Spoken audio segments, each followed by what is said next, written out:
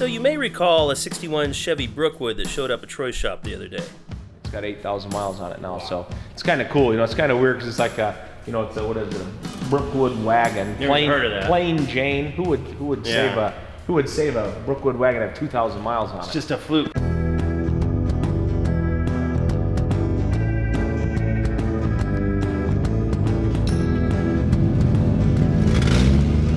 And of course, I had to take the opportunity to take it for a quick spin to critique the ride.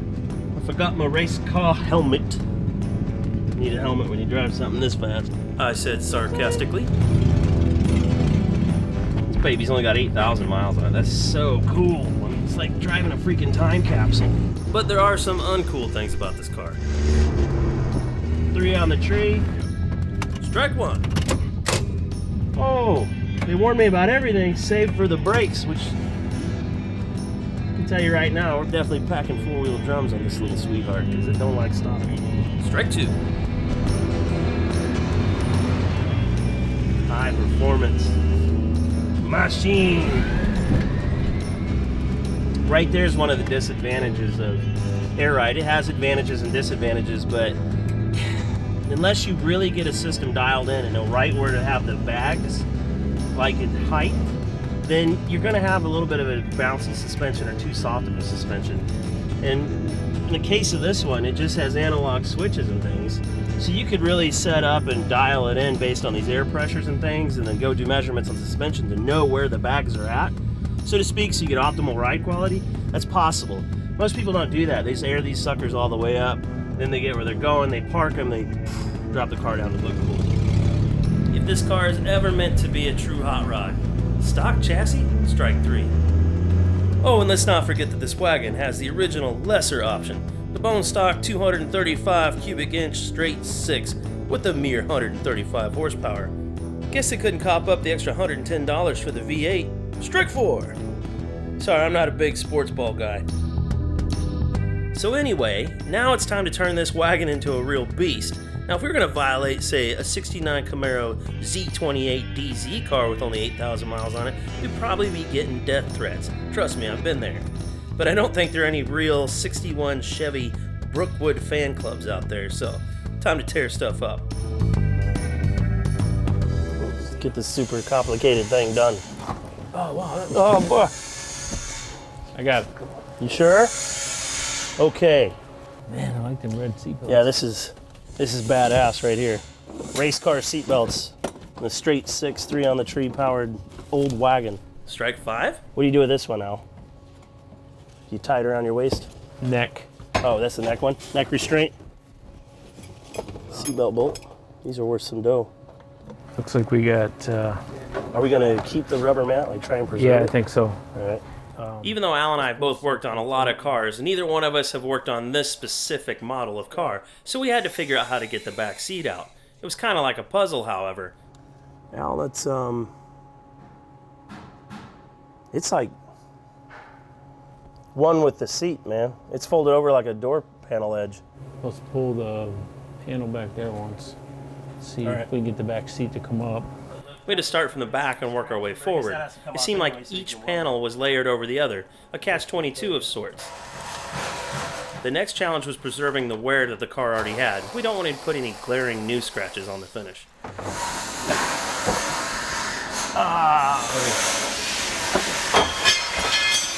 Tell me that didn't hit the car. Al and I have both learned in this process that it's a great idea to take pictures of every last step. But in typical Rad Rides fashion, they go overboard. Every nut, bolt, and washer was labeled, and everything had a picture taken of it. So we're doing a little exploring with how to take the back seat out of this thing, and I got a little adventurous and took this cover plate off. But everything here is so well organized that rather than just throw this aside and leave it for a mystery later, I'm going to go ahead and reassemble it all right now, because basically it was unnecessary. I didn't need to take it apart. The one good thing about working on old cars is finding buried treasure. Here you go, Al. What did you find? This Bud's for you. A 1961 cup? Yeah, that was had a roadie in it at one point in time. That could have been libations. Sinner's drink. Could have been somebody famous to drink out of it. Hell yeah. Famous. Like you. famous. Oh yeah. Nobody knows Yeah. it. By the time this airs, I'm a ghost. no. Silver ghost, like sexy ghost. You know, that's what they're gonna call you, all the ladies. Okay. Like, this is Silver Ghost. You're going to be famous. Just start ratcheting faster. Give me a racket wrench then. I got a regular one. Thanks. I was breaking it loose for you. Oh, they don't teach you how to do this in TV land. Did it look real? Yep. Cool. Now that we've pretty much gutted the entire interior of the car and cataloged it, it's time to move on to the front end. Ready to zip the hood off? Let's do it. Dude it. Sway bar mount? Yeah, somewhere. Right there? Somewhere safe. There's enough land on top of this bolt to go ahead and build a neighborhood. Look at this. You can't even get to the bolt head. I plan on actually having to work. I was trying to show off. Not that you watched my old show, Al, but I would always bash old vehicles. I watched the first episode. All right. Well, let me fill you in a little bit. Anytime new cars came in, you could take the whole damn thing apart with a 10mm wrench, and it's awesome. Back in the 60s, however, they seemed to get a merit badge if they put as many different bolt sizes on the car as possible.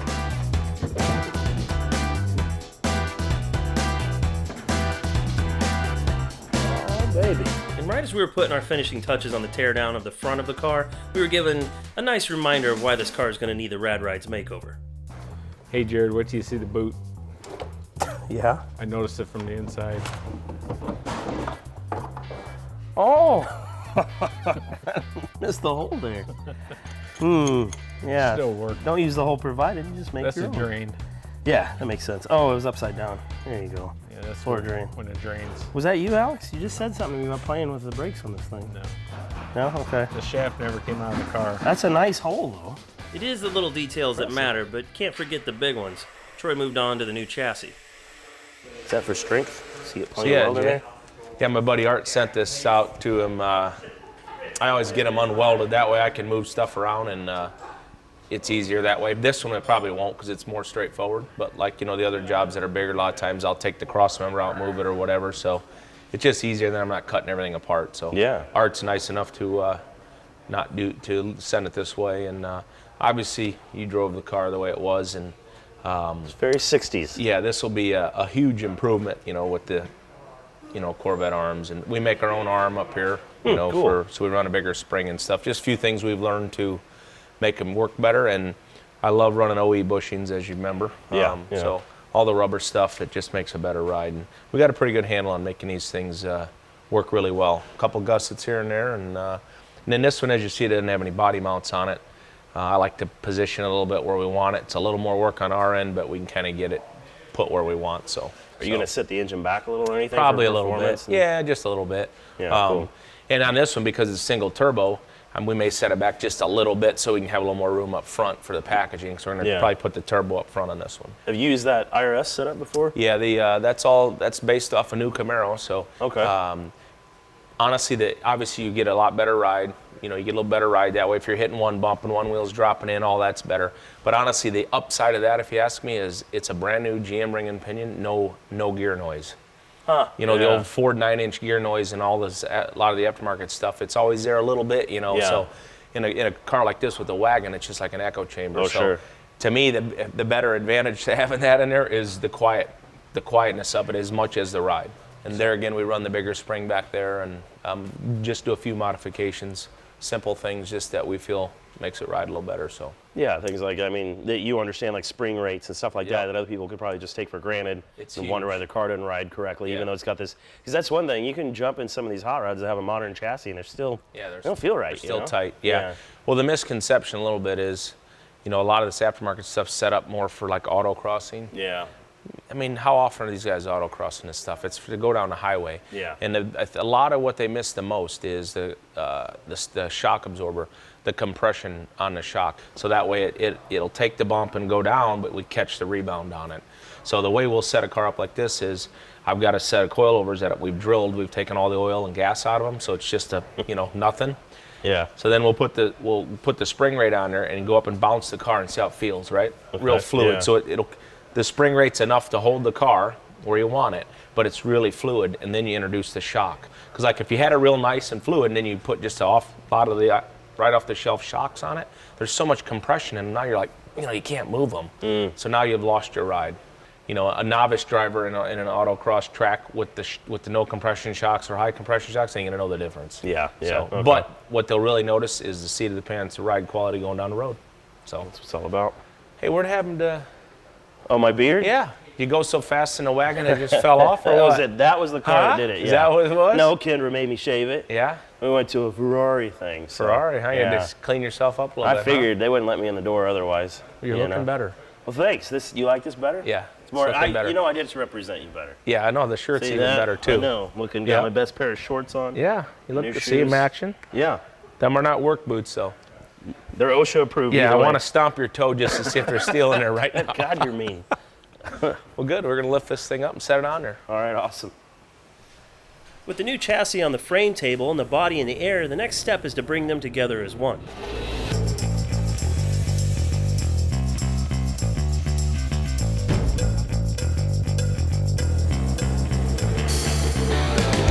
Adam got inside to do some prep work. This is so nobody can see what you're doing in there. It's so I don't have to look at you. Is that what it is? You need a light in there? Nah. Yeah, I got the I cut blind. eagle vision. Yeah. And then it was time to map out the frame in respect to the body. We're putting this plumb bob on here. Back spacing on our wheels a little off. So now we have a reference point for this axle. And just sitting here, chassis needs to go forward a little bit. Over there on It's that only, bench it's only about a half inch, right now. yeah, away from that flat on the top. We could let it touch, just set it on it, and then flatten the rail out. You know what I'm Yeah. saying? If we just let it set on it, Yeah. and then see what we got.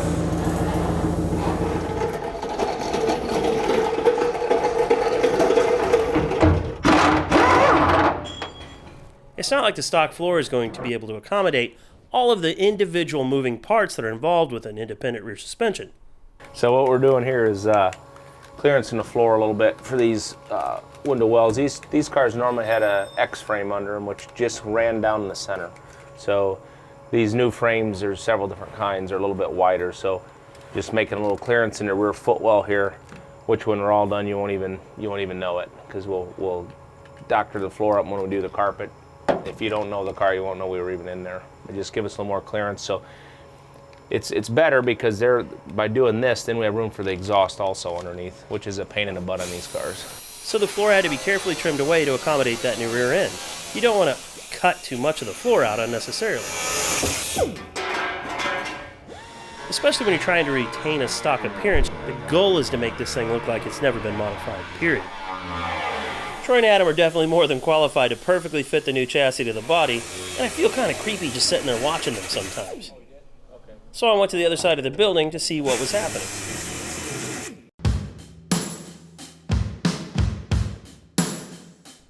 Today Alex is working on getting the 55 running because the owner decided to shift from a carburetor to fuel injection, which in my opinion is a great idea.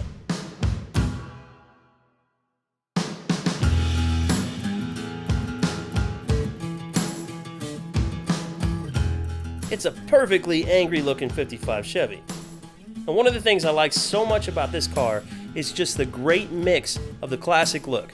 I mean, it looks like a 55 that was warmed over in the mid-60s and modified to kind of fit that taste, other than the big wheels.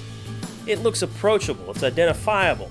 When I say this car is not intimidating, it's because it's not until you really sit down and study the details that you realize just how refined and probably expensive this car actually is. Normally, I really don't like the first round draft picks. I typically stick to the cars that are a little more oddball.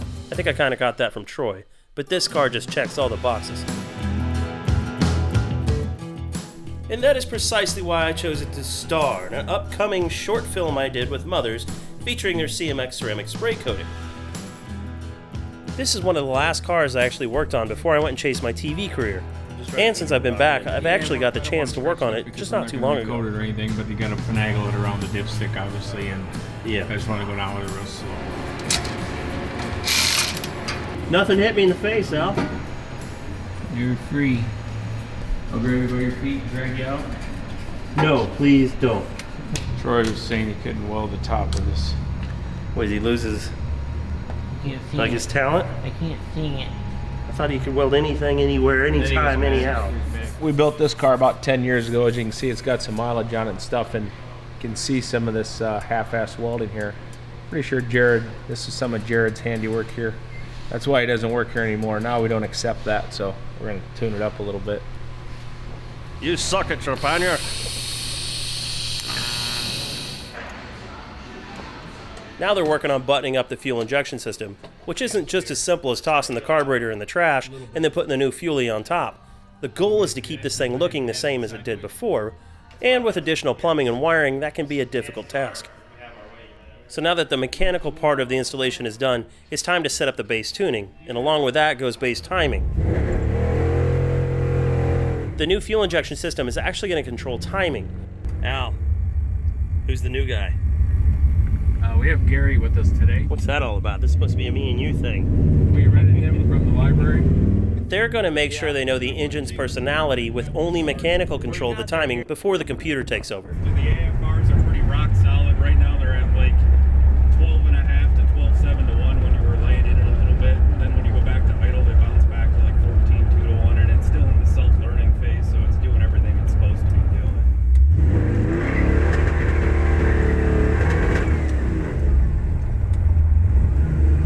Getting some cackling in there. Yeah, Not happy. it's strong though. It's not happy as it used to be. We need to get back. We need to set it back so it's controlling the ignition itself. Yeah. And I think once we do that, it'll be a lot happier because it can feed in a lot more advance. Smart stuff, these guys said.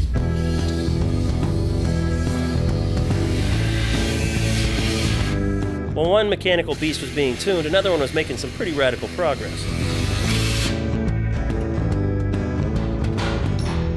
They'd conquered the task of getting the perfect fit on the chassis, and Troy welded in some engine mounts.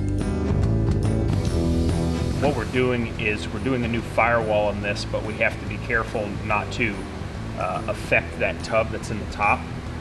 So what I'm doing is patterning the two halves of the firewall here. I'm laying out where the hood hinges bolt, and right now I'm laying out where the hood hinge is at on this side so that I can actually cut this portion of the firewall away, leave that part of the tub in place, and I'll end up welding this around where that bolts on so that when the hood hinge bolts on here, we're not affecting the distance that it bolts with the thickness of this material that's going over.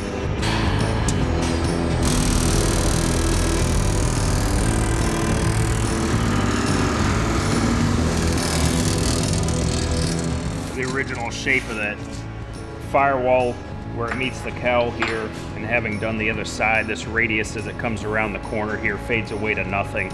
It's easier to just run those dies through the end of the panel and then just come back and flatten it out so that that radius comes back and just tapers away. Real tight here, it's almost 90 degrees, and then as it comes around the corner, it gets to be a wider radius. So when I cut this stuff out and I weld this piece in here, I want it to have a nice transition into the original metal. And I don't even think these guys sleep. It was well into the evening, and I went back to the hotel to get some rest. In between that time, they'd already pulled the engine out, put some additional welds on the engine mounts to add strength to them, and then put the engine back in to check fit. So by the time I showed up in the morning, it was already in perfect position and ready for the next step. There's a lot to think about in this phase of the process, and while the body and chassis are two separate chunks, just kind of floating around at this point, the guys can take advantage of that. So they prefer to make their own body mounts and parts to get the chassis setting closer to the body, to gain an even lower appearance without affecting the suspension travel. These chassis are great. We've used them for years, and they have plenty of things that are a direct bolt-on application. Sure. In our case, we always go a little extreme. Troy made the body mounts in the front here, have those installed, and everything's set up here. He's going to move to the back and do some body mounts back there, and then this will be locked into the chassis. Everything's squared up now. The cars are all built on top of square chassis tables. The top of the table represents the ground level, so the car is built completely around the ride height and stance. We set it up with everything level to the rack. It makes it a whole lot easier for setting up our driveline angle, suspension setup, and then when we're doing the rear suspension, we just keep in mind that we're going to have an inch of rake in it. Yeah. Rake is all about how the car sets. It's the amount of angle from the front of the car to the back, and it's a critical consideration because it can drastically affect not only the appearance of the car, but the sensitive relationship to its drivetrain components. Otherwise, if you set it up with it at a rake, now you're trying to factor that into everything that you're doing. So like you said, the engine's in this morning. What we're doing now is we have this in place. We have it set up where we want it to for clearance against our rack here for the steering. We have our drivetrain angle set up. We have an independent rear suspension in this, so hypothetically it does not have to move, and so the drive shaft can essentially be straight. Will you guys run a one-piece shaft in this? Because I know it's really long. Yeah. No carrier bearing, just Yeah, okay, and cool. we'll run a one-piece shaft in this. We just finished a 59 Cadillac, and we ran a one-piece shaft in that, and I can't even remember how long it is. Seems like it's 200 inches long, but Yeah. we had to go with a larger diameter drive shaft, but we were able to do it in one piece. Good. It just saves, fewer pieces, less problems going Less with NVH. Yep. So the only reason I mentioned that pinion angle's locked in place is the fact that you don't necessarily have to have those at opposing angles. The opposing angles he's mentioning are that of the transmission and the center section of the rear axle. They're vital in making sure that the drivetrain is smooth and balanced while in operation. We do set this up. This is at 3 degrees right now because you do affect some things as far as the transmission pan, how the sump works, and those sorts of things. The choice of transmission for this car? The venerable 4L80E. It's a heavy-duty 4-speed automatic known for its ability to survive gobs of power. Bowler does a few things to them to make them actually bulletproof. We've put this behind 1,300 horsepower cars and never had a problem with the transmission itself. Yeah, that speaks volumes. I felt like Gary and Alex made some good progress, and the car seemed to me to be running tip-top. So Alex and I took it out and made some new memories by tearing up the countryside in this old beast. The hood camera's playing hell right now. Oh yeah, it'll be all. I don't know if it has that dance prevention or not. Dance prevention, stabilization. There you go. I don't remember much about this car when it showed up. It looked like it was a nice car, right? And then It looked like it was a really nice car. We were going to leave the body and paint all alone. Just drop the chassis under it. And once we pulled all the carpeting and stuff out of it, we found the whole floor was fiberglass patched. that's right. So we ended up cutting the whole floor out of it. We did put an aftermarket floor in it. Welded it all in, new rockers. Part of the left rear fender we cut off, replaced. And of course, firewall. So it turned into a little bit bigger project, of course, once we got into it. But Yeah. they always do.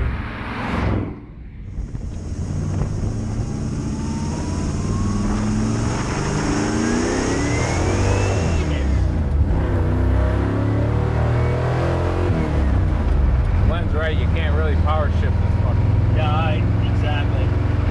Speedometer's working. I had a supercharged Mustang that was that way. You remember that one? It just wouldn't. You had to wait for everything to settle down before it go in the next gear.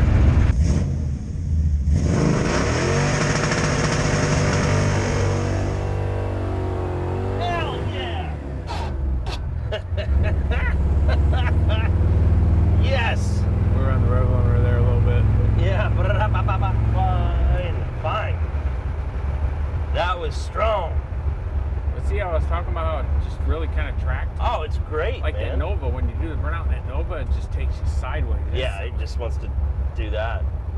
No, this thing's straight.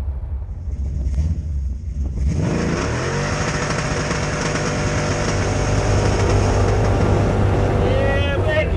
Woo! Now that feels good. There's some fucking marks this time. Yeah. Oh, yeah, there is. Who did that?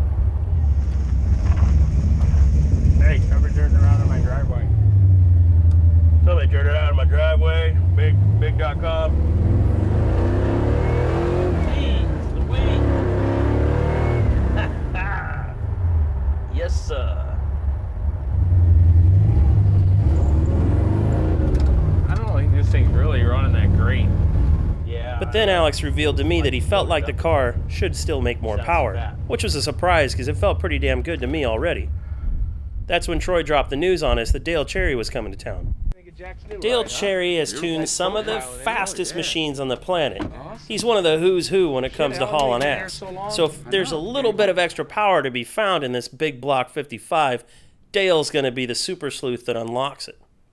Which I look forward to being a part of, so I know when I'm scheduling my next trip. Oh, I can't forget that the 41 is getting its finishing touches done for a big feature photo shoot with Wheel Hub magazine. And of course we'll pick up where we ended with the Brookwood. And I'll even throw in a couple of oddball projects for you. We're firing on all pistons, so watch for the next episode, coming soon.